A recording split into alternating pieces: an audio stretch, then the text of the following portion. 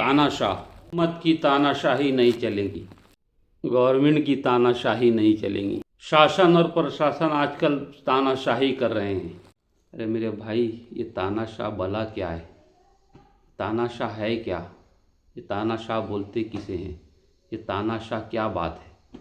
क्यों कहा जाता है मुहावरा तानाशाही तानाशाही? यानी कि अगर बिजली चली गई, मनमाना पानी अगर जो है तो कारपोरेशन नहीं भेजा तो कहते हैं कि भाई इनकी तानाशाही है, मनमानी काम कर रहे हैं। इन मनमानी काम का है तो उसे तानाशाही कहा जाता है। अगर कोई यानी कि डिक्टेटर हो जाए तो उसे कहा जाता है कि तानाशाह है। तो तानाशाह ये मुहावरा बना कैसा? अबुल हसन तानाशाह, ये अबुल हसन तानाशाह जो थे ये देवगिरी के बादशाह थे। देवगिरी यानी कि जो साउथ में जो दक्कन का इलाका है, यानी कि औरंगाबाद डिस्ट्रिक्ट जिसका अभी नया नाम संभाजी नगर हो गया है, और हैदराबाद का ये इलाका, इस जगह की जो है तो राजा का नाम जो था ये गालिबन जो है तो निज़ाम अम्पायर के बाद में या उनके ही दरमियान में ये बादशाह गुजरे थे। तो ये आखिरी शासक थे निज़ाम शाही हुकूमत के बाद जो है, यानी कुतुब शाही है निज़ाम शाही जो भी हुकूमत थी उस टाइम में, तो उसी टाइम में ये आखिरी शासक थे। शायद कुतुब शाही हुकूमत थी, निज़ाम तो बाद में आया, निज़ाम तो बहुत बाद में आया, कुतुब शाही हुकूमत थी। तो कुतुब शाही हुकूमत में जो है तो ये तानाशाह जो थे तो बादशाह थे। इनकी हुकूमत को आक्रमण करके जो है तो औरंगज़ेब ने जो है तो इनको जो है तो बंधक बनाया, इनकी हुकूमत पे कब्ज़ा किया, इन पर अटैक किया, आक्रमण करके फिर इनकी हुकूमत को हथिया लिया। और हथियाने के बाद जो है तो फिर जो है तो ये दक्कन पर फिर इसका यानी कि इसका राज हुआ, यानी मुगलिया सल्तनत का, औरंगज़ेब का। फिर उसके बाद यानी शिवाजी महाराज से और जो सब मराठों से जो युद्ध रहा औरंगज़ेब का, वो ये पॉलिटिकल यानी जो रही वो सारी बातें अलग। बहरहाल यानी कि तानाशाह जो थे, इनको तानाशाह इसलिए कहा जाता था कि ये बड़े आराम परस्त बादशाह थे, बहुत सुकून वाले बादशाह थे। यानी कि कोई काम करना रहा तो जल्दी करते नहीं थे। यानी कि सोना है तो बोलते भाई मैं सोऊंगा, अभी खाना है तो मैं अभी क्यों खाऊं, मेरी तबीयत से खाऊंगा नहीं, बिल्कुल यानी इनकी तबीयत में इन्हें ऐसा था कि मनमानी काम करना। और बड़े ही यानी कि ऐसे थे कि जैसे कहा जाता है कि फर्श मखमल पे मेरे पैर छीले जाते हैं, केला खाने से मेरे दांत हिले जाते हैं। तो इस तरीके के तानाशाही के मिजाज थे कि वो पेशाब करने भी जाते थे टॉयलेट एक नंबर, तो उनको वहाँ भी बड़ी बदबू आती थी, बहुत बदबू आती थी। तो उसके लिए उन्होंने एक स्पेशल पाइप बनाया था, उस टाइम में कुछ धातु का ऐसा पाइप बनाया था, और उसके अंदर जो है तो टॉयलेट करते थे एक नंबर। दो नंबर यानी कि जो है पैखाना यानी कमांड में कैसा बैठते होंगे और क्या करते होंगे वो तो मालूम नहीं। एक नंबर की तारीख जो है तो अब्दुल हई साहब जो हैं, जो औरंगाबाद के, जिन्होंने हिस्ट्री लिखी, तो उन्होंने उसके अंदर उसका कुछ थोड़ा सा जिक्र किया तानाशाह का। उसमें लिखा उन्होंने कि जब वो टॉयलेट करने जाते थे एक नंबर की, तो उसके अंदर उन्होंने बहुत खुशबू यानी अतर वगैरह ऐसा लगा के, उनका जो बाथरूम था उसमें भी बड़ा यानी सेंट वगैरह मार के या बड़ा खुशबू से उसको स्माइल करके रखते थे।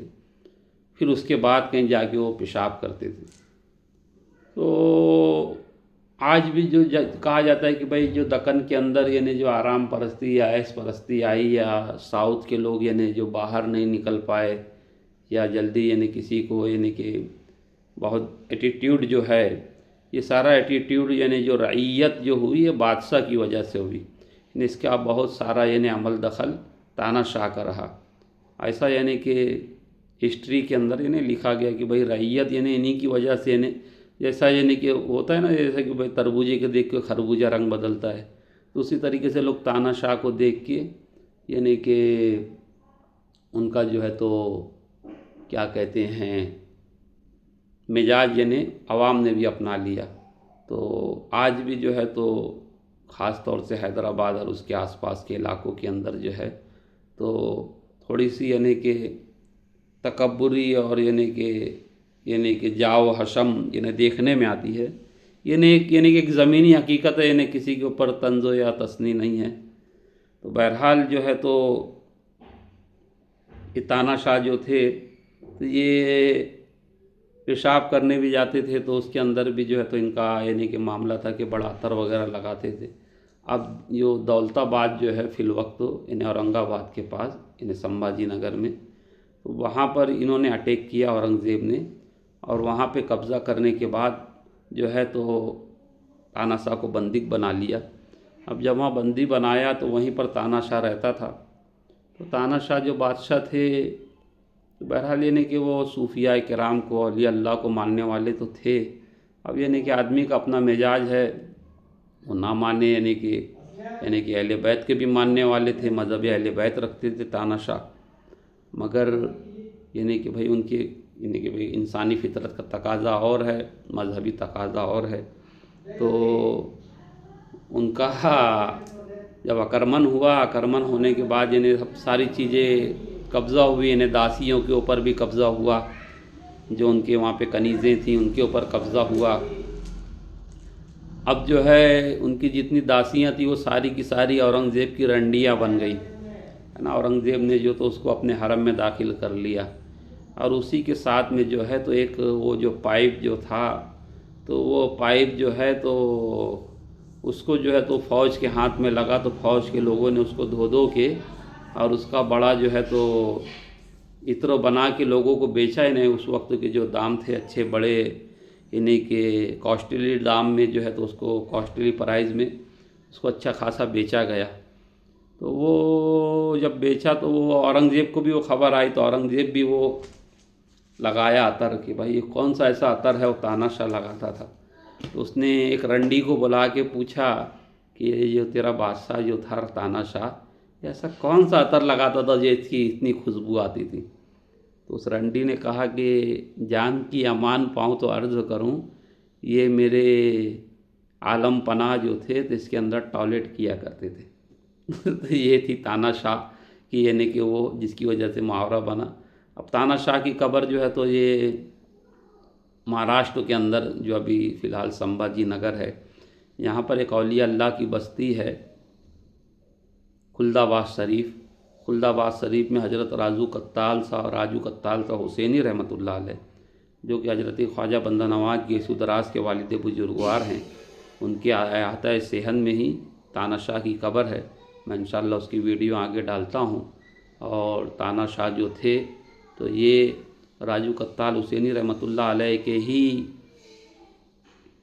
ख़ानदान के एक बुज़ुर्ग और गुजरे थे, हज़रत राजू हुसैनी, गालिबन उनका मज़ार हैदराबाद शरीफ में है। तो उनके मुरीद थे वो। और दक्कन के अंदर अज़ादारी और यानी कि जो है तो क्या बोलते हैं अज़ादारी जो है तो अबुल हसन तानाशाह ने शुरू की। तो देखते हैं चलो तानाशाह की कब्र।